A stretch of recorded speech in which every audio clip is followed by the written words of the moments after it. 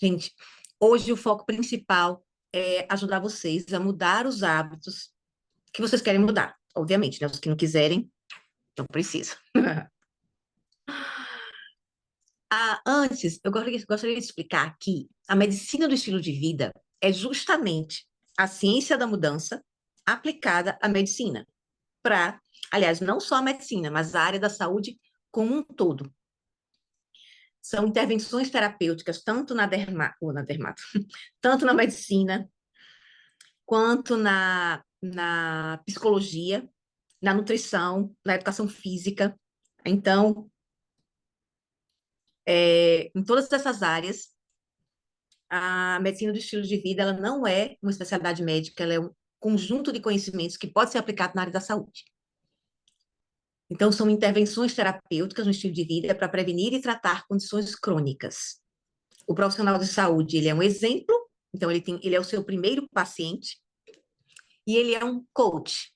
Como o coach está meio assim desmoralizado no Brasil, a gente traduz para treinador, que é aquela pessoa que pega, né, o seu treinado e leva até onde ele quer chegar. Então, tanto no o coach, o treinador, o mentor, ele é utilizado não só no esporte, mas também no empreendedorismo e na vida como um todo. E ele é utilizado, esse nome também é utilizado na medicina do estilo de vida. Um outro fator muito importante na medicina do estilo de vida é a medicina culinária, por isso que eu falo tanto para vocês da importância da medicina culinária, do repertório culinário, facilita muito você ter hábitos de vida saudáveis, né? Você ter uma nutrição adequada quando você tem mais conhecimento em culinária. E os pilares são dieta, sono, exercício, estresse, conexão social e drogas. Não usar drogas, obviamente. Para a gente, antes da gente começar a falar em hábitos, em estilo de vida saudável, eu achei muito interessante trazer para vocês os traços de personalidade. Personalidade é uma coisa que fascina os seres humanos há milênios. Uma das primeiras, vamos dizer assim, teorias de explicar as personalidades é, por exemplo, os signos, tá? Então, os signos, por exemplo, eu sou peixes, né? Então, a pisciana, ela é sonhadora, é sensível, avoada. Então, isso são traços que se associam às pessoas de peixes. Isso não tem nenhuma evidência científica. É mais uma brincadeira que a gente faz. Não dá para usar isso na psicologia, na psiquiatria, na medicina do estilo de vida, para nortear mudanças de hábitos, para nortear uma terapia, mas a gente adora, né? Todo mundo adora. Todo mundo sabe qual é o seu signo, tem gente que sabe qual é o seu ascendente, tem gente que faz mapa astral. Isso é uma maneira de tentar conhecer a própria personalidade. É uma maneira de tentar se conhecer. Um outro tipo que esteve muito em voga ainda está muito em voga, é a teoria dos quatro temperamentos, que é uma teoria de Hipócrates, né? Então ela é bem antiga, e que ela foca em quatro temperamentos específicos. Eu acho que vocês já ouviram muito falar, né? Tem muita gente grande na internet que fala sobre isso. Então são quatro temperamentos, são colérico, sanguíneo, fleumático, melancólico. Depois eu posso até colocar para vocês testes sobre isso. Eu já fiz o meu teste e eu sou predominantemente sanguínea. E o que é que esses temperamentos falam? Né? Então, por exemplo, o colérico, ele é uma pessoa que busca sempre se expandir e liberar energia. Então, ele seria um extrovertido raivoso, vamos dizer assim. É uma pessoa que tem como pontos fortes a determinação, a liderança, a praticidade, mas tem como pontos fracos o egocentrismo, a intolerância e a impaciência. O melancólico é uma pessoa leal, dedicada, sensível, mas que pode ser um pouco egoísta, pessimista e inflexível. O colérico está associado ao fogo, e o melancólico a terra, seja lá o que isso quer dizer. O fleumático, ele está associado à água, ele é uma pessoa mais fluida, e eles são mais equilibrados e confiáveis, mas também podem ser lentos, né? Tem muita resistência à mudança e podem ser um pouco indecisos. Tá todo mundo escutando bem? Qualquer coisa vocês falam aí no chat, que eu não estou vendo o chat aqui. É, o sanguíneo, no meu caso, né, ele é representado pelo ar. E são pessoas que são envolventes, liberam muita energia. O ponto forte seria que são comunicativos, resilientes, adaptáveis, entusiastas. Mas o ponto negativo é que eles podem ser impulsivos, tá? E podem ter falta de atenção, podem ser um pouco superficiais e exagerados. Vocês se identificaram com isso aí? Alguém já fez o teste dos 4 temperamentos?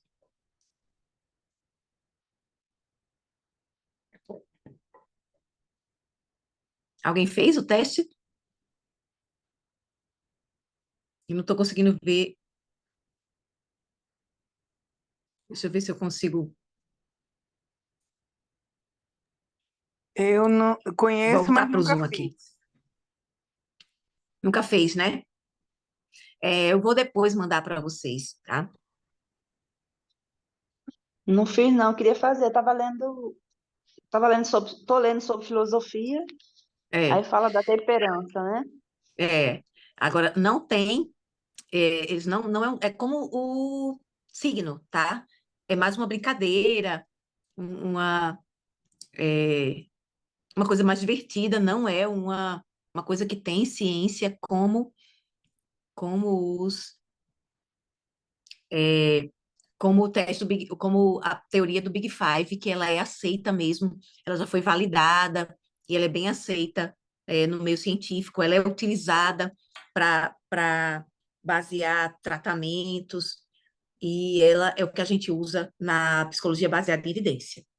Mas signo e temperamento é bem legal, então eu acho divertido, é interessante a gente saber. Eu sei que eu sou peixes, eu sei que eu sou sanguínea, mas não é isso que a gente usa para decisões terapêuticas, tá? Já o Big Five, esse sim, é um teste que a gente usa para decisões terapêuticas. Vocês vão ver que ele é importante, inclusive para o tratamento da obesidade.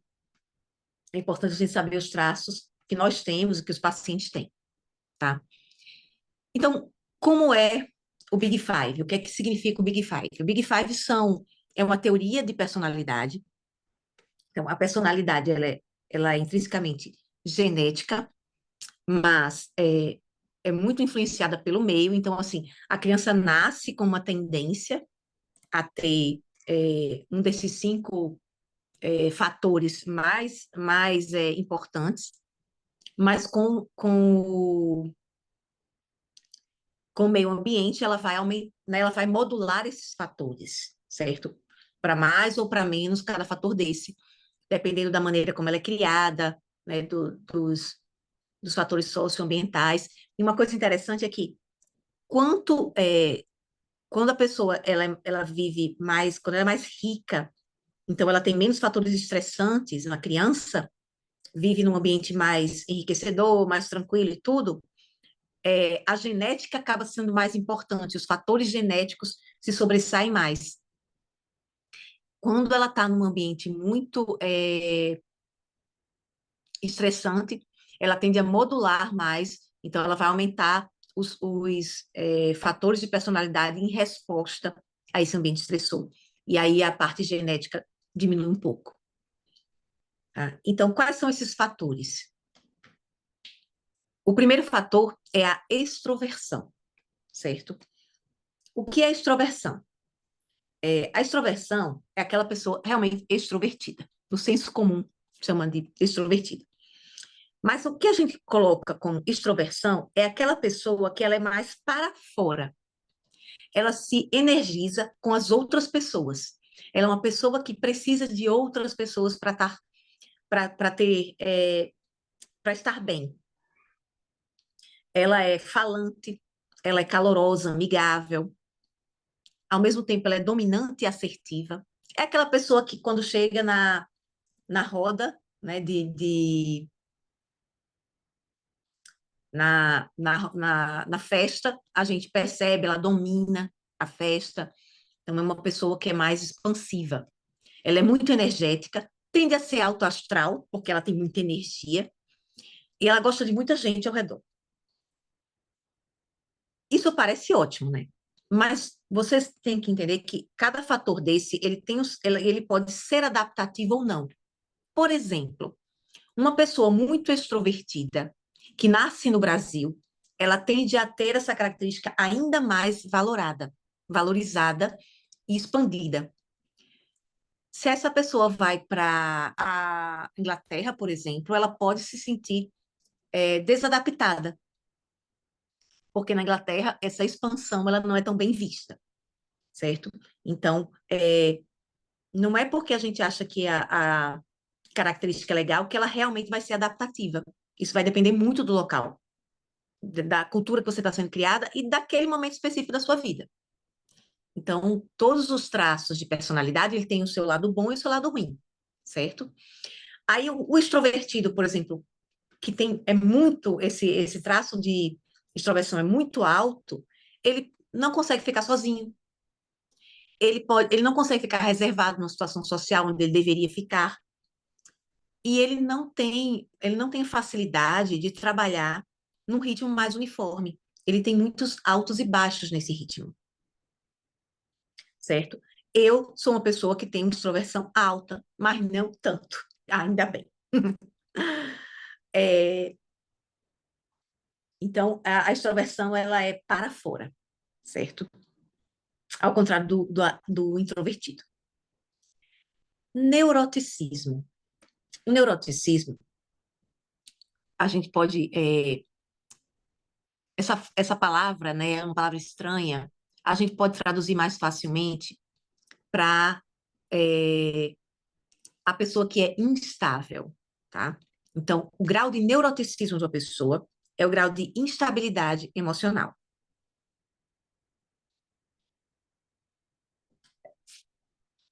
Eu vou só ver um pouquinho aqui no Zoom se tem alguém na sala de espera. Não. Ok.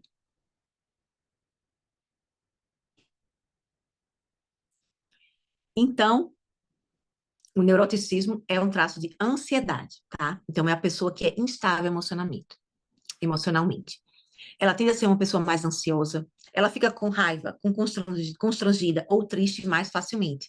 É uma pessoa mais sensível, certo? Então, por exemplo, se você diz que não gostou dela, não gostou do trabalho dela, ela vai ficar muito mais chateada do que, por exemplo, uma pessoa mais extrovertida, que geralmente tende a ter uma autoestima maior e ser mais resiliente. Então, o ansioso, ele tem uma sensibilidade ao medo maior.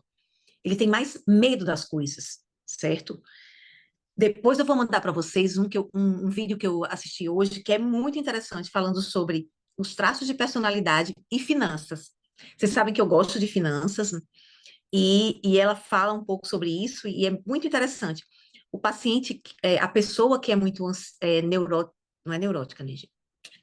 Que tem um neuroticismo elevado, ela é mais pessimista e ansiosa, e ela tem mais medo, e é mais sensível, tá? Ela pode ser mas ela pode ser impulsiva por causa das respostas ansiosas que ela tem. Então, ela pode ter uma impulsividade pelo medo.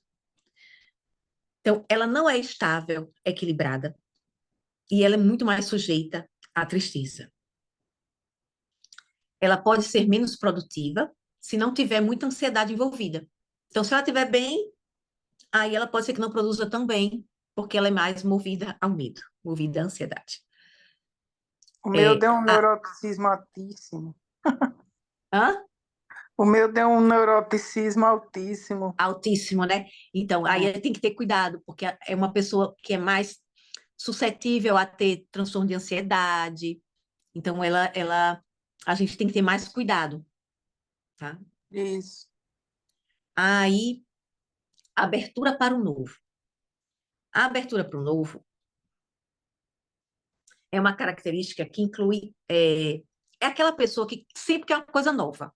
Então, por exemplo, vai para o restaurante, quer um prato novo, não repete prato.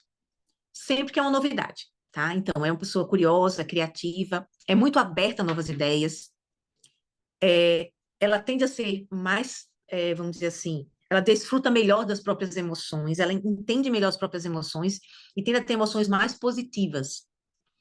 Ela diverte-se explorando teorias, então ela pode ficar meio avoada, pensando em teorias mirabolantes. Eu também tenho um traço de abertura para o novo alto, mas olha que interessante. A pessoa que tem um traço abertura para o novo alto, normalmente ela não gosta de previsibilidade nenhuma, então não gosta de rotina nenhuma. Ela não é conservadora, ela tende a ser mais o que a gente chama de progressista, e ela prefere pessoas semelhantes a ela. E ela pode, um traço negativo da pessoa que tem muita abertura para o novo, é ela ter como é que se diz? A moral um pouco elástica demais. Porque como tudo, ela acha tudo novo, ela não tem uma moral muito rígida. Então, eu tenho uma abertura, eu sou muito curiosa, gosto de tudo novo, mas politicamente, eu sou mais conservadora, eu tenho uma moral mais rígida. Então, assim, a pessoa pode ter igual a signo, né? A gente pode ter características é, do mesmo traço, maiores ou menores. Ninguém é 100% aberto para o novo ou fechado para o novo. Ninguém é 100% extrovertido, tá? Então, a gente tem traços. Então, algumas coisas podem combinar ou não. Então, na abertura para o novo, eu me dou muito bem com rotina, embora eu tenha um traço de abertura muito alto, tá? Agradabilidade. Esse aqui também a gente sempre acha que é muito legal, mas não é tão legal assim se você não tem um bom controle dele. Porque agradabilidade ou amabilidade é a característica que a pessoa tem de ser a pessoa boazinha, a pessoa confiável, a pessoa que quer ajudar demais os outros. Então, ela é altruísta, ela confia nas pessoas, é muito gentil, muito afetuosa. Isso é ótimo, mas em excesso, ela começa a ser ingênua. Então, a agradabilidade é uma característica muito interessante porque ela facilita o convívio social. É uma pessoa que tem menos desconfiança das outras. Então, ela gosta muito das outras pessoas, ela não desconfia muito das outras pessoas, o que é bom até um certo ponto, mas pode torná-la alvo fácil de pessoas malvadas, né? Porque ela é muito boazinha, certo? Então, ela é simpática, ela é cooperativa, ela acredita na bondade dos outros, o que pode ser muito bom ou muito ruim, né? Ela não é boa em competir, então é aquela pessoa que, quando ganha, tem pena de quem perdeu. Então, ela não é boa de competição. Ela não tem muito ceticismo em relação à intenção dos outros, então ela confia muito nas outras pessoas. E ela pode ser um pouquinho teimosa também. Ela acha que está certa, né, que ela quer ajudar, e ela fica teimando naquela intenção dela, mesmo quando aquela intenção não é a mais adequada, tá? Então, todos os traços de personalidade têm sua parte boa e sua parte ruim. Conscienciosidade. Conscienciosidade é um nome bem estranho, a gente não usa muito em português, né? Mas seria a capacidade de realização, tá? Então, todas essas pessoas que a gente vê na internet, por exemplo, que fazem muito, que você vê que elas são muito disciplinadas, que elas fazem muito sucesso pelo seu empenho. Então, são pessoas que se esforçam muito. Elas têm uma grande capacidade de realizar o que se prometeram a fazer. Então, elas são muito motivadas para os seus objetivos, são planejadas e organizadas, pensam muito antes de agir e têm tendência ao perfeccionismo. Então, A pessoa muito conscienciosa é uma pessoa que, se bem orientada, ela vai ter um sucesso na vida muito grande. O que é que pode acontecer de ruim? Que evita esse sucesso na vida, no processo de emagrecimento, né, nos relacionamentos e tudo. Ela, às vezes, ela quer tanto fazer, ela é tão motivada e quer tanto fazer certo, que o que pode acontecer é que ela fica paralisada pelo perfeccionismo. Porque perfeccionismo não é uma coisa bonitinha para você dizer, ai, qual é o meu defeito? Eu sou perfeccionista. Não, gente, perfeccionismo mesmo é muito ruim. Ele paralisa a pessoa, porque a pessoa faz várias vezes o mesmo trabalho, nunca tá bom, ela nunca termina porque nunca tá perfeito, porque perfeito não existe, né? Então, ela não se dá bem com a desorganização, ela fica muito nervosa quando as coisas estão desorganizadas. Isso pode atrapalhar trabalho em grupo, porque ela quer que todo mundo seja como ela, né? Ela pode ser também impulsiva, porque ela quer tanto fazer as coisas. Então, você vê, por exemplo, que a impulsividade, ela pode estar em traços, você pode ser impulsiva por, por motivos muito diferentes. Você pode ser impulsiva pelo medo, você pode ser impulsiva pela alta energia, como na extroversão, você pode ser impulsiva por ser muito motivada, por excesso de motivação, vamos dizer assim. Então, a pessoa conscienciosa também, ela não consegue ver uma maneira distraída, né, fazer uma coisa de maneira distraída, porque para ela tudo é muito sério, porque ela é motivada demais. Então, vocês devem ter feito os testes, né? Então, vocês viram quais são os traços mais fortes em vocês. Isso é importante por quê? Porque cada traço a gente tem que trabalhar de uma maneira.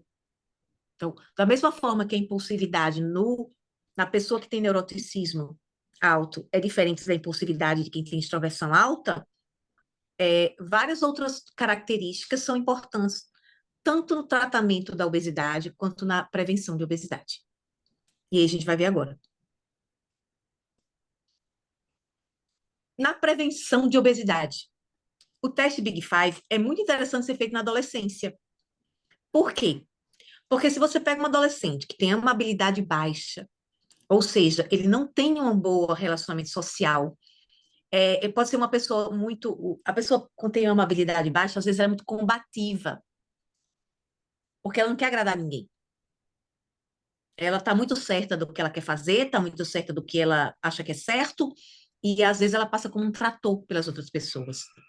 Isso para o adolescente é muito complicado. Então, um adolescente que não tem uma habilidade alta, ele tem muita dificuldade de se relacionar. E isso predispõe muito a você ter problemas com o peso, tá? Então, amabilidade baixa e neuroticismo alto e ou são preditores de maior IMC na vida adulta.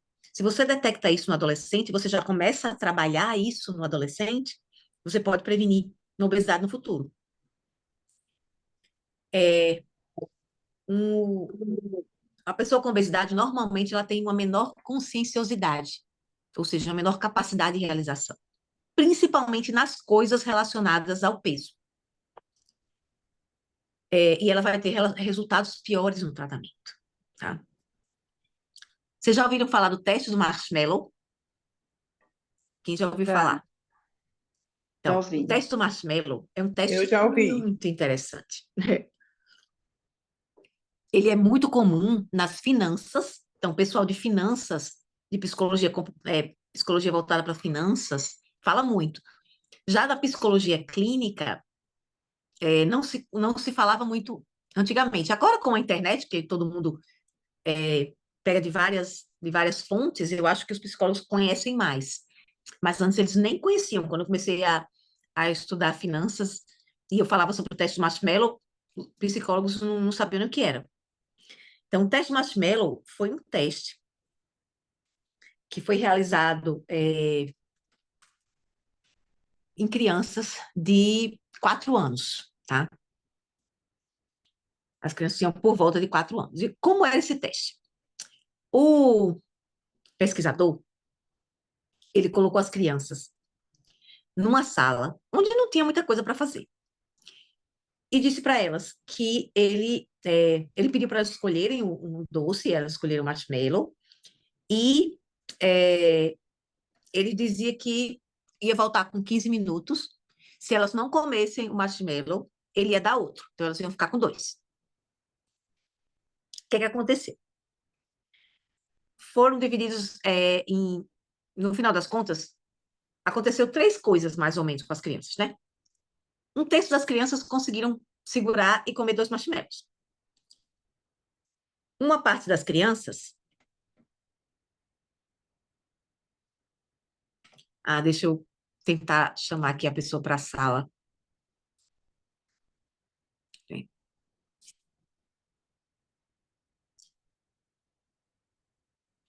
É porque eu não consigo fazer sem desativar essa sala de espera. Ah, meu Deus.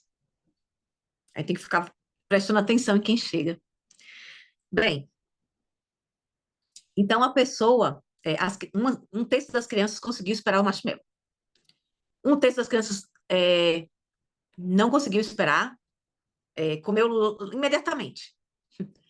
E o outro terço ficou na metade do caminho. Ela comeu antes do entrevistador voltar, mas conseguiu segurar algum tempo. E o que é que se percebeu? Essas crianças, esse um terço de crianças que conseguiu segurar até o pesquisador chegar, ela, elas conseguiram, mais tarde na vida, na idade adulta, uma melhor, é, um melhor resultado, tanto de IMC, que é o que nos interessa muito, né? Quanto de relacionamentos sociais e vida profissional. Então, o fato de conseguir atrasar a gratificação é muito importante para você ter uma vida adulta de sucesso. E essa atrasar gratificação é um traço de conscienciosidade, né, de capacidade de realização. Então, as crianças que não conseguiam esperar, que tinham um traço de realização baixo, elas acabam não conseguindo, no futuro, controlar o prazer imediato. E aí, a tendência é que tenham menores resultados na vida, até no sentido de criminalidade. Então, as crianças que não tinham uma boa conscienciosidade, elas também teve um teste que foi feito, um teste parecido que foi feito na Austrália, e que se percebeu que as crianças que não tinham uma boa capacidade de segurar a gratificação, até em crimes elas se envolviam mais, né? Então, a conscienciosidade alta, ela determina escolhas mais saudáveis. As pessoas com conscienciosidade alta tendem a ser fisicamente mais ativos, evitam comportamentos compulsivos e têm um melhor resultado do tratamento quando são pacientes de obesidade. É um traço de personalidade que deve ser trabalhado desde cedo. Tem gente que tem naturalmente esse traço mais desenvolvido, tem gente que precisa de ajuda para desenvolver. Então, quando a gente quer uma mudança de hábitos, quando a gente quer melhorar em algum aspecto, a gente tem que ter uma mudança de identidade. A verdadeira mudança de comportamento começa com a mudança de identidade. Muitas das coisas que eu estou falando aqui, a partir de agora, eles são baseados, entre outras coisas, no livro O Poder do Hábito. Não, Hábitos Atômicos. Hábitos Atômicos, que vocês vão receber um resumozinho também na mentoria, tá? Então, nesse livro, tem coisas que não estão no livro, mas nesse livro ele fala que a verdadeira mudança de comportamento, ele começa com a mudança de identidade. Eu preciso me identificar com aquela pessoa que eu quero ser. Então, se eu quero ser magra, eu tenho que me identificar como uma pessoa magra. Se eu me identifico como a gordinha, preguiçosa, sem disciplina, eu não vou ser a pessoa magra, atleta, disciplinada, motivada, entendeu? Então, assim, é muito importante a maneira como a gente se vê, tá? Então, é importante que a gente tenha essa mudança de identidade, se identifique com essa pessoa que a gente quer ser. Então, os hábitos saudáveis incorporados têm que ser incorporados à nossa identidade pessoal. É assim que eu me vejo. Eu me vejo como uma pessoa magra. Eu me vejo como uma pessoa que faz exercício. Eu sou assim. Isso eu estou dizendo para vocês pensarem, gente, não é que eu estou dizendo que eu sou assim. Quer dizer, eu sou assim, mas vocês também vão ser. Tá? Então, você tem que pensar isso. Eu sou uma pessoa que faz exercício físico. Eu sou uma pessoa que tem hábitos saudáveis. Entendeu? Então, é importante que você se identifique assim. Enquanto você se identificar com uma pessoa que não consegue, que não tem jeito, que é, não é boa em esporte, não é boa em exercício, não isso, não aquilo, você não vai conseguir, tá? Então, isso é um trabalho diário, mas não é de uma hora para outra que você vai conseguir isso. É um trabalho diário. O mundo, ele é engordativo, mas os seres humanos são a única espécie animal que pode mudar o mundo inteiro. E principalmente o seu próprio mundinho ali, tá? Então, a gente tem que mudar o nosso próprio mundinho. É aquela coisa, né? Ah, eu quero um mundo melhor para os meus filhos. Comece deixando filhos melhores para o seu mundo, né? Então, a mesma coisa. Eu quero um mundo melhor, então eu transformo o meu micromundo num mundo melhor. Então, na minha casa, a comida é saudável, na minha casa se faz exercício físico, na minha casa é assim. O resto do mundo, eu não sei. Mas se em cada casa for assim, o mundo inteiro vai ser assim, tá? Então, você tem que mudar o seu microambiente. Então, você muda seu microambiente, e aí a gente vai fazendo uma corrente fitness, tá? Se você deixar a vida lhe levar normal, você é falsa magra ou obesa. Não tem jeito, tá? Ninguém, ninguém, nenhum adulto, criança ainda aguenta, porque a criança normalmente é mais ativa. Mas nenhum adulto vivendo no mundo atual que não esteja preocupado ativamente com seu exercício físico, com a sua alimentação, ele é uma pessoa magra e forte. Vai ser, no mínimo, falso magro. Isso é tão interessante. Deixa eu só ver aqui se tem mais alguma coisa no Zoom. Tá ok, né? Gente, se tiver alguém com alguma dúvida, vocês podem falar, tá? Se tiver algum problema no Zoom, vocês podem colocar no grupo também, tá? Que eu tô olhando aqui o WhatsApp.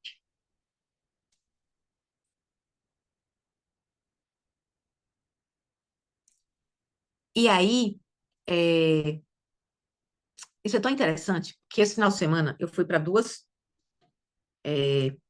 eventos, né?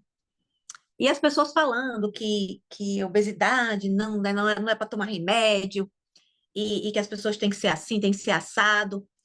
Aí eu olhei assim, aí eu fiz, gente, olha, eu tô aqui tem umas 30 pessoas. Nessas 30 pessoas aqui, sem DEXA, sem bioimpedância, eu consigo dizer que não tem ninguém magro. Aliás, tem duas pessoas magras. Aquele rapaz ali, que é o meu cunhado, que ele é bem fitness mesmo. E eu espero que a minha DEXA esteja boa e eu também esteja magra, tá? Porque faz um tempinho que eu fiz a minha bioimpedância, né? Vai que. Então, assim, o resto, eu posso apostar o rendimento do mês todinho que não estão magros, mesmo parecendo magros. Aí eu fui para outro evento, e aí a gente começou a fazer, só os amigos, né? A gente começou a fazer o IMC de todo mundo. Pelo IMC, que é um método pouco eficaz, tinha uma pessoa que a gente jurava que era magra e estava com sobrepeso, pelo IMC. Imagine pela DEXA, pela bioimpedância, como essa pessoa não estava, certo? Então, assim, se você não está ativamente preocupado, com certeza você está é, gordo ou falso magro, certo? Então, a gente realmente, todo mundo tem que estar ativamente preocupado com isso, no mundo que a gente vive atualmente. Aí você pode me perguntar, mas por que eu tenho que me preocupar com isso? Minha avó não se preocupava, porque sua avó não estava no mundo que a gente vive hoje. O mundo que a gente vive hoje é um mundo de conforto e abundância. É um mundo maravilhoso, né? A gente não tem mais passa fome, não carrega caixa d'água, garrafa d'água na cabeça, né? Eu estou aqui sentadinha no ar-condicionado, mas o ser humano é um animal que não está acostumado a isso, certo? A gente está acostumado à fome e ao esforço. Então, isso aqui é um desequilíbrio evolutivo, tá? Então, é uma doença do descompasso evolutivo. Patrícia, Oi, posso falar? Tem, pode? tem os gordos, como eu, no caso, que me orgulhava, tipo, me orgulhava, porque minhas taxas eram todas normais, minhas dosagens, né, eram todas normais. Sim, Aí, olha aí, eu fui aumentando, aumentando, quando aumenta. foi essa semana que eu fiz os exames, mas Já não estavam bons. desnorado, né, assim, É, coisas alteradas, é. né? Não, e o que é interessante, eu estava comentando até hoje no grupo da dermatologia. A lipo, ela piora o perfil lipídico, ela piora o metabolismo. Por quê? Porque o que acontece é que nós temos, cada pessoa, ela tem um limiar de gordura individual. Então, por exemplo, tem gente que está com 30 quilos a mais e Uhum, não está com risco cardíaco aumentado. Está com tudo normal de taxa, está com score de cálcio uhum, normal, faz os exames do mundo todinho, está tudo lindo. Já uma uhum, pessoa que está no IMC normal, ela só está com um pouquinho de acúmulo de gordura no DEXA ou na bioimpedância, mas o IMC é normal. Você olha para ela e acha que ela é uhum, magérrima. Ela tem alterações metabólicas. Por quê? Porque o limiar de gordura é a capacidade que a pessoa tem de absorver, de uhum, armazenar gordura no tecido subcutâneo. Se a pessoa tem uma boa capacidade, ela vai armazenar todo o excesso alimentar no tecido subcutâneo. Ela vai ficar cheinha, gordinha, igual essa mocinha aqui da foto. uhum, E não vai ter problema até um certo limite. Não vai ter uma hora que vai da zebra, mas até um certo limite. Já tem gente que não tem uma boa capacidade de armazenamento do excesso alimentar no tecido subcutâneo. Esse pouco de excesso alimentar que ela tenha vai todinho para esculhambar o metabolismo. Vai para a gordura visceral, colesterol, vai inflamando o corpo todo. Essas pessoas têm um limiar de gordura baixo. São as pessoas que já têm diabetes, pré-diabetes, colesterol alto, tudo esculhambado, sem ter obesidade. O uhum, que é que a lipo faz? A lipo tira gordura, ela tira células do tecido subcutâneo. Então, ela diminui a capacidade de armazenamento do tecido subcutâneo. eita, Se é uma lipo pequenininha, não vai dar muita interferência. Mas se você uhum, faz uma lipo gigante, lipos seriadas, como as pessoas fazem, você eita, acaba diminuindo muito a capacidade daquela pessoa de armazenar gordura no tecido subcutâneo. Então, ela vai ficar mais sensível quando ela engordar um pouquinho, né? Quando ela comer um pouco a uhum, mais, aquele um pouco a mais não tem mais subcutâneo para ir e vai uhum, para o metabolismo, tá? Então, por isso que uma nossa, lipo pode. Então, a pessoa que fez lipo tem que ter mais cuidado ainda, não pode engordar. Por quê? Porque ela não tem mais a proteção que ela tinha antes do seu próprio tecido subcutâneo, tá? Me lasquei. Quem fez lipo segura, tem que segurar, E o pior é que eu não pode engordei engordar. 10 quilos Pois então, depois da bora lipo. voltar. Bora voltar. Então, sabendo disso tudo, a gente tem que prestar atenção aos sabotadores. Então, você decidiu que você vai mudar. Você decidiu que você vai fazer o tratamento de obesidade. Lembrando que todas essas mudanças podem ser feitas em vigência de medicação. Lembrando que a obesidade é uma doença e que força, foco e fé não trata a obesidade. Mas, como toda doença crônica metabólica, pressão alta, diabetes, insuficiência renal, aterosclerose, obesidade, precisa de mudança de hábito de vida. Com ou sem medicação, os hábitos de vida têm que ser mudados, tá? Então, o que é que pode sabotar essa nossa tentativa? A primeira coisa, identidade gorda. É o quê? É você pensar que você é gordinha mesmo, você é assim, você não tem disciplina, você não tem jeito. Se começar desse parâmetro, aí a pessoa não tem chance. Porque é aquela coisa, né? Se você pensa que não consegue, você não vai conseguir. Então, a primeira coisa que a gente tem que pensar é isso. Ninguém é uma pessoa gorda. A pessoa, ela está com uma doença chamada obesidade. Ninguém é uma doença, certo? Uma outra coisa importante, prazer no topo dos valores. É aquela história de não conseguir é, trocar um prazer momentâneo por um prazer futuro. É aquela criancinha que não passou no teste de marshmallow. Claro que comer o sorvete de chocolate é muito bom. E é muito bom agora. E dá prazer agora. Mas ficar irresistível naquele vestido dá um prazer 1000 vezes maior do que um chocolate, com certeza. Mas é um prazer que você só vai ter daqui a algum tempo. Essa capacidade de você suplantar o prazer atual por um prazer futuro, ela não é fácil, não é comum a todas as pessoas. E tem um outro detalhe muito importante que as pessoas esquecem. O paciente com obesidade, ele tem uma alteração do centro de saciedade e fome. Então, para uma pessoa com obesidade, é realmente mais difícil e doloroso você não comer, certo? Então, é engraçado, meu pai é magro, né? Meu mãe é gordinho. Aí meu pai faz, é só não comer. Eu digo, sim, se fosse assim, se fosse fácil assim, as pessoas não teriam obesidade, tá? Então, não é fácil assim, mas é importante que a gente consiga entender essa hierarquia de valores, certo? Ah, eu não gosto de fazer exercício físico. Tá, eu não gosto de fazer exercício físico, mas eu gosto de ter o bracinho torneado. Eu gosto de ter um quadríceps aparecendo. Então, eu vou fazer o exercício por isso. Não pelo prazer que o exercício dá, porque na hora eu acho um saco, mas pelo prazer futuro. Aquele prazer que eu consigo vislumbrar depois, certo? Existem muitas crenças negativas em relação ao processo de emagrecimento. A gente acha que o processo de emagrecimento é um processo de punição, de sacrifício, de dor mesmo. E não é.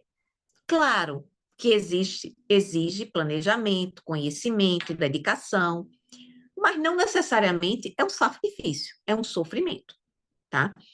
A dieta, claro, vai exigir que você não coma tudo o que você quer, mas não necessariamente vai ser uma dieta ruim, uma dieta sem gosto, uma dieta de fome. E não deve ser assim, porque lembrando que a gente vai ter que mudar os hábitos para sempre. Então a gente sempre tem que pensar, será que eu vou conseguir manter essa dieta desse jeito para sempre? Claro, no começo a gente pode intensificar um pouco mais a dieta, mas não pode ser uma dieta louca, não pode ser um sacrifício terrível. Então a gente tem que tornar o processo de emagrecimento uma coisa divertida. Tem é, um movimento muito interessante em todas as áreas de coisas que a gente tem que fazer, que é a gamificação, é tornar divertido o processo, né? Então, uma maneira de gamificar o processo de emagrecimento é o grupo, tirar foto, mostrar no Instagram, é você tornar aquele processo um processo divertido. Por exemplo, o Fat Secret. Tem gente que acha o Fat Secret o sofrimento eterno. Tem gente que, deixa eu brincar aqui, ganhei, consegui chegar na minha meta de proteína, graças a Deus, beleza, fica feliz. Ela usa o Fat Secret como um jogo. Você tem duas maneiras de encarar a vida. Você tem uma maneira ruim e uma maneira boa. Você vai ter que escrever no Fat Secret. Você pode achar um saco ou você pode fingir que aquilo ali é uma brincadeira. Eu escolho fingir que é uma brincadeira. Então, eu boto lá, minha meta é 100 gramas de proteína. Vamos ver se eu vou bater essa meta. É igual um jogo. Vocês não ficam lá naquele joguinho sem graça do celular? Por que não faz do Fat Secret um joguinho com graça, um joguinho útil, né, que vai lhe levar para onde você quer ir? Então, a gente tem que ter tudo na vida, a gente tem as coisas que acontecem com a gente, elas não são tão importantes. Mais importante do que o que acontece com a gente é como a gente reage ao que acontece com a gente. Patrícia, Oi. você falou aí 100 gramas de proteína, eu estou com problema com proteína, né? Aí, Uhum. o Fat Secret bota porcentagem, né? Por É, dia, eu tenho que chegar a quantos mesmo? Quanto é? não, então, não use porcentagem, porque Hum, porcentagem a gente usa gramas. Você consegue trocar sim. para grama. Tem lá também grama, chega a É. 76. Então, você troca para grama, Hum, tá? Porque porcentagem, o que que acontece? Se você colocar porcentagem, ela vai variar em relação ao carboidrato e à gordura, vai ficar mais difícil de calcular. Quando hum, você coloca com grama, ele fica fixo, tá? hum. 100 gramas. Não 100 importa quanto de gramas, né? carbo... não importa quanto de... Eu estou colocando 100 gramas porque é uma meta inicial, tá? Uhum. A maioria das mulheres come menos de 100 gramas. Então, eu Pois quero é. que vocês cheguem a 100 gramas. Depois que chegar a 100 gramas, dependendo do peso da pessoa, pode ser mais. Como eu sou pequenininha, para mim, Hum, 100 gramas, 110 gramas está uma beleza. Mas para quem é maior do que hum. eu, 100 gramas pode ser até pouco, tá? Então, É. a gente coloca 100 gramas como a primeira etapa. Quando a pessoa já chega a 100 Uhum. gramas bem, que conseguiu, aí a gente vai começar a pensar em aumentar mais. É. Lembrando que a gente tem que ter cuidado com a quantidade de carboidratos e gorduras também, porque senão vai comer 100 gramas de proteína mais 300 de carboidrato, aí não dá. A gente tem que tentar. O ideal é o quê? São etapas, certo? A dieta. Primeira etapa é 100 gramas de proteína. Segunda etapa, mais proteína do que carboidrato e gordura. Terceira Certo. etapa, aí a gente vai mais proteína ainda, com menos carboidrato e gordura, certo? Então, são etapas. A primeira etapa é chegar nos 100 gramas de carboidrato, aliás, de proteína. Proteína. É Certo. as fases do joguinho. Faz um joguinho, isso. É as fases do jogo, ficando mais difícil. São as fases do jogo. Não, eu tenho um sonho de fazer um aplicativo desse jeito, porque aplicativo é muito caro de fazer e é difícil você conseguir alguém para fazer. Mas um aplicativo que fizesse o Fat Secret um joguinho. Aí ia ser muito legal. Então, outra crença negativa, que é culto ao corpo. Ah, não, esse povo que só pensa em dieta, só quer saber de corpo, isso é feio, isso não é moral, isso é fútil. Não é verdade, tá? É como eu até coloco às vezes, nós somos o nosso maior projeto, certo? Sem um corpo bom, a gente não tem, é um corpo saudável, um corpo forte, a gente não tem como ser tudo que a gente quer ser na vida. A primeira coisa que a gente tem que fazer é cuidar da gente, tá? Uma outra coisa que também é um pensamento negativo constante, comum, a comida como um consolo, como um prêmio. A gente tem que ter cuidado com isso, né? Porque, ai, meu dia foi horrível, eu mereço, eu mereço. Você merece ser linda, magra e forte. Não merece ficar comendo porcaria. Então, tem que ter cuidado com isso. Um que é muito comum, que às vezes paralisa as pessoas, o medo de não conseguir. E aí eu quero ser muito franca com vocês. A gente só não consegue quando a gente desiste. As estatísticas de tratamento de obesidade, elas realmente não eram muito boas. Mas hoje nós temos medicações mais eficazes, nós temos mais conhecimento. E o que acontece? Normalmente a pessoa com obesidade, ela tenta emagrecer várias vezes antes de conseguir. Então, se você já tentou emagrecer antes e não conseguiu, é o normal. E é só você não desistir dessa vez. Você só vai fracassar se você desistir, certo? Até A agora, mentalidade. Hã? até agora eu tô amando meu remedinho, viu? Olha aí, né? Tão muito mais eficazes os remédios hoje em dia. É. Ó, mentalidade tudo ou nada. É muito como isso aí. Ah, eu não vou fazer a dieta agora não, porque amanhã eu vou ter um aniversário. Aí vai fazer só segunda-feira. Ou então, não, eu só vou começar a dieta quando eu começar a ginástica também. Ah, eu só vou começar. Não, gente, você começa de qualquer jeito.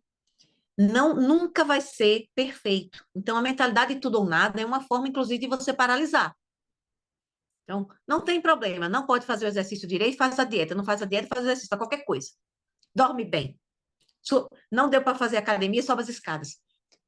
Não pode ter mentalidade tudo ou nada, porque isso paralisa. É comum a mentalidade tudo ou nada no perfeccionista, tá? Então, é um traço, às vezes a pessoa é super conscienciosa, a gente acha que vai super bem vai ser super bom o tratamento, mas ela às vezes paralisa no perfeccionismo. Outra coisa que é direto, isso aí, direto, direto, direto. Desfocar toda a vida que tem um estresse ou uma alegria grande. Ah, parei a academia essa semana porque meu pai ficou doente. O que é que tem a ver seu pai ficar doente com você faltar à academia? O que é que tem a ver brigar com o marido com acabar com a dieta? Então, assim, não tem nada a ver. E por que não tem nada a ver? Porque você não é assim? Se você é uma pessoa que é assim, que come bem, você come bem de qualquer jeito. Isso é uma construção que a gente vai ter que fazer. Claro que no começo do tratamento, toda vez que você brigar com o marido, você vai comer porcaria. Mas aí você vai dizer, na próxima eu não vou. E aí você já vai se ligar. E aí já vai começar a melhorar. E assim a gente vai seguindo, tá? Então, é importante saber que emagrecer, mudar os hábitos, é um ato de amor a si mesmo e a sua família. Então, Patrícia, alguém saiu aí, tá pedindo para colocar de volta. ah, então, ó, tem que se dar prioridade, certo?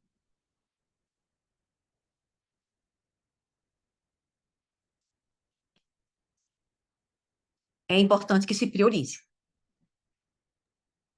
Patrícia, eu fiz um aniversário meu. Hum. Ai, com o tema da Magali. Eu era a Magali, acredita? Olha a minha mentalidade como é que tava. Pois é, né? Tem- Ó, uma outra coisa importante, voltando para a história do prazer. É importante que você tenha prazer também em fazer o certo. Afinal de contas, você é uma pessoa adulta. Então, o prazer, gente, não é só aquele prazer físico, vamos dizer assim, né? Do paladar, né? Da preguiça. O prazer moral também é um prazer muito grande. Então, o prazer de você saber que tá no caminho certo. O prazer de saber que você está indo bem. Isso também é um prazer. E você tem que ficar atenta, porque às vezes é um prazer mais suave. Se você não dá atenção a esse prazer, se você não alimenta esse prazer, você não percebe. Se você. É aquela coisa, tudo que você foca cresce, né? Como diz o pessoal do marketing agora, do empreendedorismo. Então, preste atenção em como é prazeroso você tá fazendo tudo direitinho. Substitua o prazer de comer porcaria pelo prazer de ter resistido à porcaria, de ter feito o correto, tá? Aquela coisa, só tem limão, faça limonada, tá? O esforço, ele é inevitável. Agora, o sofrimento, ele é totalmente, no caso do emagrecimento, totalmente dispensável, certo? Então, é claro que você vai precisar se esforçar muito, mas sofrer mesmo, achar horrível, aí vai depender muito da sua mentalidade, tá? Lembrar em focar não só no caminho, focar, só quando eu chegar lá, eu vou ser feliz quando eu tiver 50 quilos. Não, você tem que focar no processo.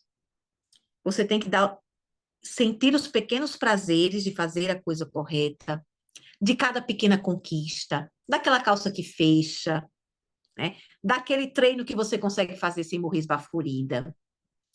Então, cada conquista ela deve ser celebrada para que você fique firme no seu propósito. Qualquer evolução conta. Então, se você era uma pessoa sedentária e agora você é uma pessoa que faz exercício, gente, olha, só isso, dependendo da sua genética, deu 5 a 8 anos de vida a mais. E muito mais qualidade de vida, que é muito mais importante ainda. Patrícia, Outra.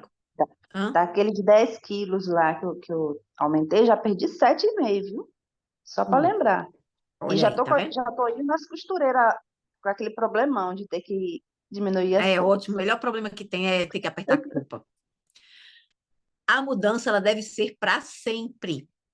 Então a gente tem que estar se preparando. Claro que no começo, gente, é difícil. Eu que nunca fui obesa, eu não acho fácil, tá? E eu não tenho as alterações metabólicas da obesidade. Imagine quando a pessoa tem as alterações metabólicas da obesidade.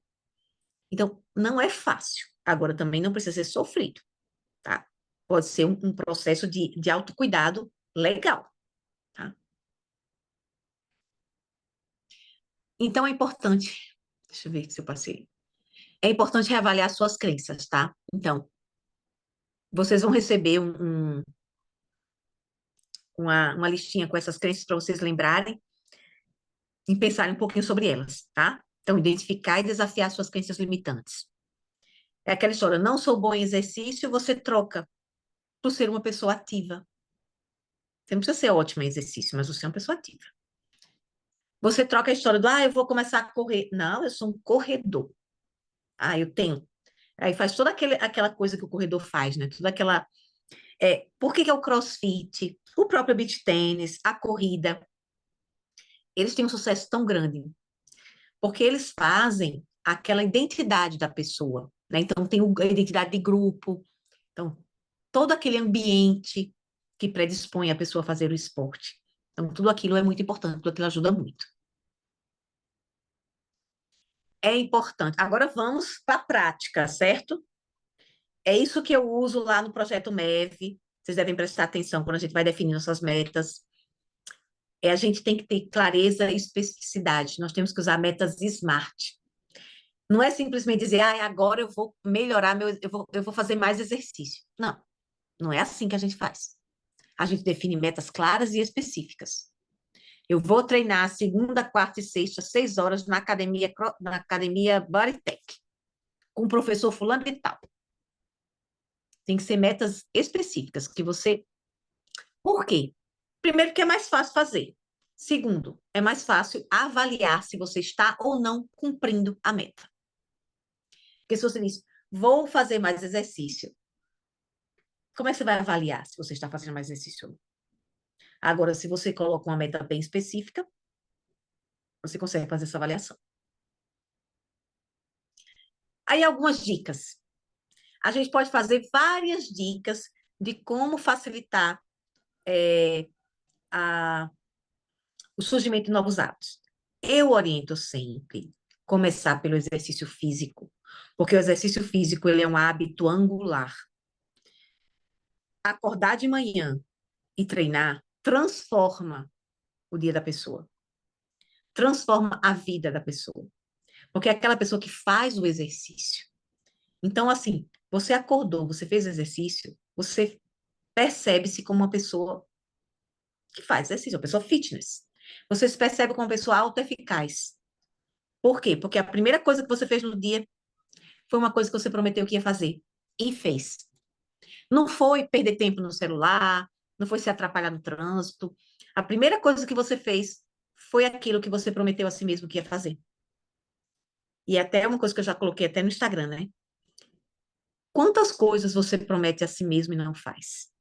Porque quando você promete aos outros é mais importante do que quando você promete a si mesmo. Pensar, né? Patrícia, Oi. e eu não fazia o exercício de manhã, eu só queria fazer à noite, né? Aí Sim. agora estou fazendo pela manhã e eu disse que eu não ia conseguir acordar. Eu eu estou me acordando, não preciso nem mais botar o despertador, eu estou me acordando sozinha já. Aí isso está me fazendo me sentir super bem, porque eu não era assim. E estou mudando aí esse É. hábito, né? Não, dá uma sensação de alta eficácia, dá uma sensação de saúde, é muito bom realmente. Por isso que eu coloco muito, começa pelo exercício, porque o exercício é mais fácil, assim, é aquele horário. Você fez, pronto, pagou, resolveu. A dieta, ela exige uma disciplina o dia inteiro. Então, na hora que você acorda, até a hora que você for dormir, você tem que estar atento à dieta. Já o exercício, não. Você tem que estar atento naquele momento. Embora a gente saiba que o ideal é que a gente faça pequenos exercícios durante todo o dia, que a gente se movimente e tal. Mas isso é uma construção. Então, empilhamento de hábitos. Conectar novos hábitos a rotinas já existentes. Então, por exemplo, sempre que você quer fazer um novo hábito, você pode, e você esquece, você pode juntar com o hábito que você já tem. Então, por exemplo, você toda a vida toma café. Então, depois do café, em vez de fumar, que era o que muita gente fazia, eu vou caminhar 10 minutos. Sempre empilhar um hábito no outro pode ser uma alternativa de você fazer aquele hábito com mais frequência. Eu vou dar várias dicas de maneiras de vocês é, adquirirem algum hábito específico que vocês estão com dificuldade de fazer, tá? É muito importante tornar os hábitos atraentes e fáceis. São as 4 leis de mudança de hábitos. O hábito que você quer ter agora tem que ser claro, atraente, fácil e satisfatório. Então, claro, a gente já falou, né? Tem que ser um negócio que você consiga quantificar, uma meta SMART. Atraente. Mesmo que você não goste, por exemplo, não gosta de fazer exercício. Então, você tem que torná-lo menos chato. E aí você vai ver para você qual é a maneira que funciona dele ficar menos chato. Pode ser um personal, pode ser uma música, pode ser um podcast, que no meu caso eu boto podcast para escutar, pode ser ter uma amiga para ir com você. Você tem que fazer, para cada desafio, você tem que pensar o que é que você pode fazer para facilitar a sua vida. Tem que ser um hábito fácil, então você não pode dificultar o exercício. Se você dificulta, você não faz. Tem que ser uma coisa prática, que consiga colocar na sua rotina. Nada que lhe dificulte muito. E ele tem que lhe satisfazer. E aí vale também o truque da mente, né? Você tem que, se você sabe que aquele hábito é importante para você, você tem que raciocinar de uma maneira que torne aquele hábito uma satisfação. Nem que seja aquela história da satisfação de fazer o certo. Aumente a dificuldade dos hábitos prejudiciais. Não compre chocolate, né? É um exemplo.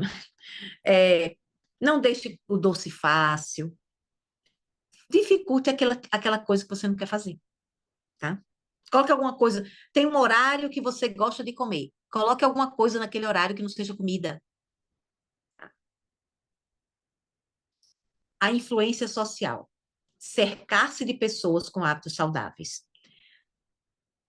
É comum, uma das coisas da medicina de vida é evitar o uso de drogas, né? Então, se usa a ciência da mudança, que é a medicina de vida, no caso de fumo, de álcool e até de bebidas, de drogas ilícitas também. E uma coisa muito importante é a influência social. Tem um caso que é emblemático. Durante a Guerra do Vietnã, os soldados americanos, né, que estavam na guerra, eles se viciaram em drogas. Então, eles usavam muita droga quando eles estavam no front. E as autoridades americanas começaram a ficar com medo quando esses soldados voltassem, como é que ia ser a vida deles. O que que aconteceu? A maioria esmagadora desses soldados, quando voltaram, não usavam drogas. Por quê? Aí foram pesquisar, né? Por que que eles não usavam drogas? Estavam usando lá, pararam como? Foi o ambiente. No ambiente estressor, onde todo mundo usava drogas, eles estavam usando drogas. Quando eles voltaram para casa, para suas famílias, para os seus pais, para suas esposas, né, para seus amigos, que não usavam drogas, que não tinham, que era um mundo separado, não lembravam em nada daquele mundo da guerra, não usavam drogas, tá? Então, assim, é muito importante o seu meio. Se o seu meio, aí é aquela coisa que eu falo sempre, você pode não ter vindo de uma família saudável, mas uma família saudável tem que vir de você. Então, a sua casa, a gente que é mulher, dona de casa, a casa é nossa, né? Homem não dá muito pitaco na casa. A casa é nossa. A gente tem que fazer a nossa casa, o nosso lar ser saudável. Pode ser que não tenha sido na casa dos nossos pais, pode ser que não seja no nosso trabalho, mas na nossa casa é. Então, a gente tem que fazer um ambiente saudável. E mais importante ainda é quando a gente tem crianças, porque a gente está transformando não só o nosso ambiente, mas o ambiente daquela criança, que ela vai ser no futuro criança também, crianças também, né? Então, a gente tem que modificar, criar o nosso ambiente. Nós temos que participar de grupos de interesses semelhantes, reforçando a identidade fitness. Por que que eu fiz o grupo de WhatsApp? Por que que eu acho tão importante que vocês interajam lá? Porque lá, gente, é um ambiente onde as pessoas querem ser saudáveis. Então, o ideal é que vocês interajam, nem que seja virtualmente, num ambiente de pessoas com o mesmo interesse. Mais uma vez, volta para aquela história do pessoal do CrossFit, pessoal do beach tênis.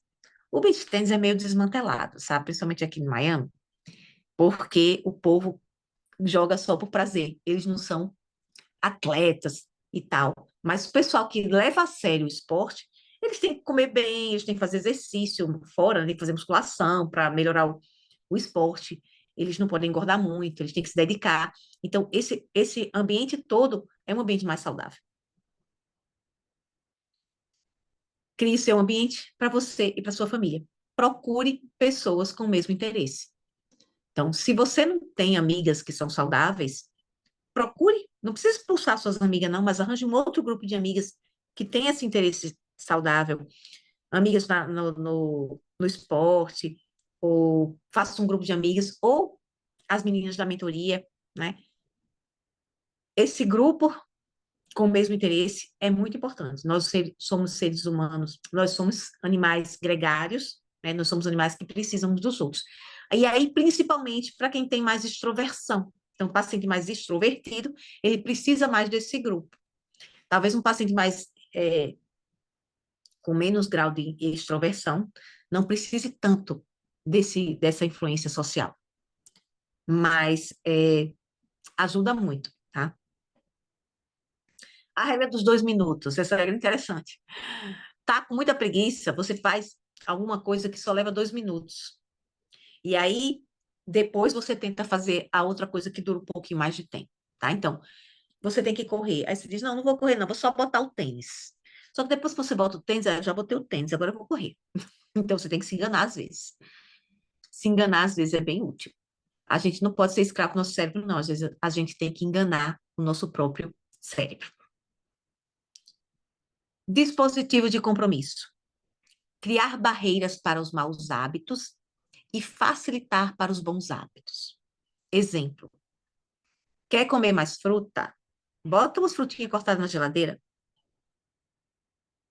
Não quer comer porcaria? Não compra ou esconde, tá?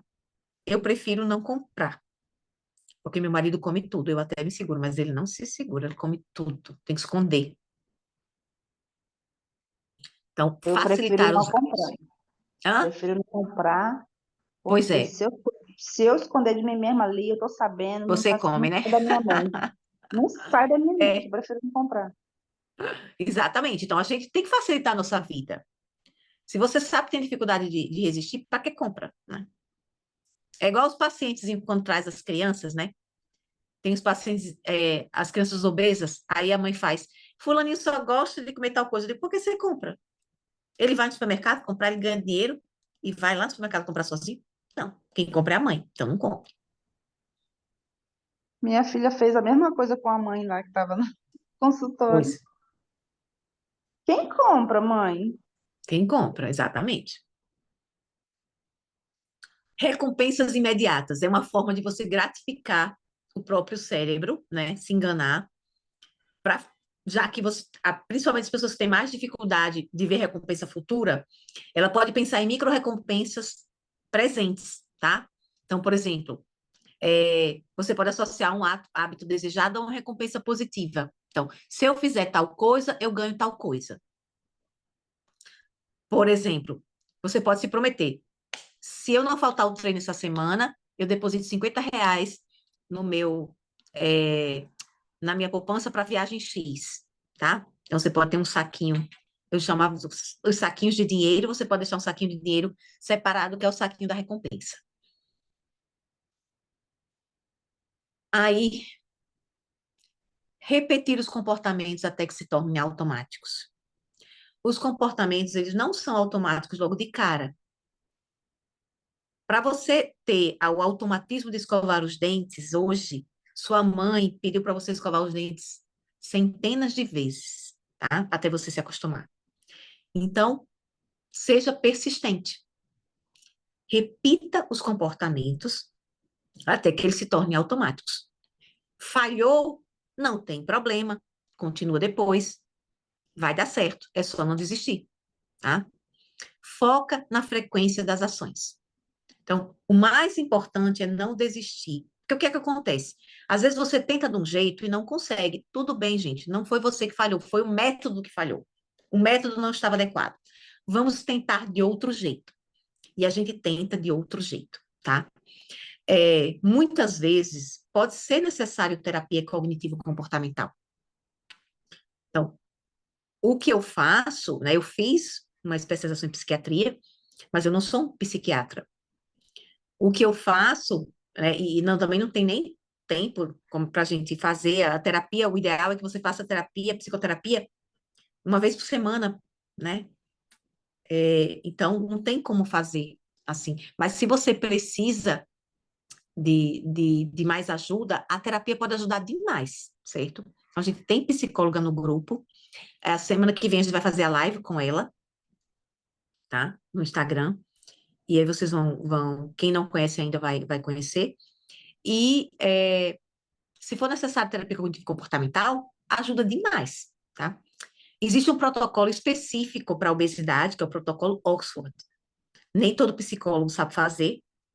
Ele é específico realmente para as demandas de obesidade, mas às vezes o psicólogo mesmo que não tenha treinamento específico, se ele é bem treinado em terapia cognitivo comportamental, ele pode lhe ajudar muito, tá? E eu cansei. O que eu queria falar hoje era isso.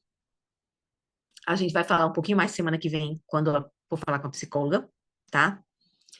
E vou mandar para vocês o resumozinho dos hábitos. Vou mandar o vídeo sobre finanças que eu achei que ficou muito legal, tá? Que eu achei muito bom esse vídeo.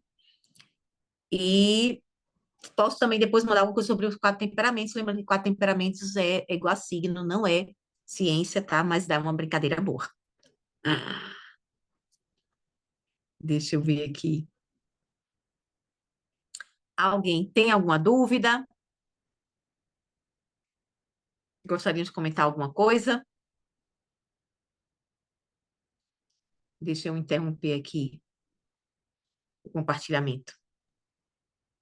Eu adorei esse teste aí que você fez, você passou para a gente responder.